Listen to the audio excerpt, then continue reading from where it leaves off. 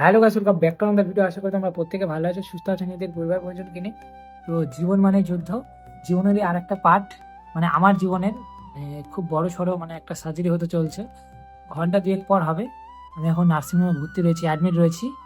তো ঘন্টা দুয়েক পর হবে, তখন আমাকে নিয়ে যাওয়া হবে। সকাল থেকে এখন পর্যন্ত মুখে কিছু দেওয়া হয়নি, কেননা ডাক্তারবাবু মানা করেছে কিছু খাওয়া যাবে না, জল অবধিও সেভাবে নেওয়া যাবে না, সে কারণে।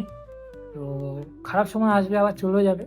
আমি ভয় পাচ্ছি না, আমি জানি আমার সঙ্গে আমার পরিবার আছে, আমার আপন মানুষরা রয়েছে।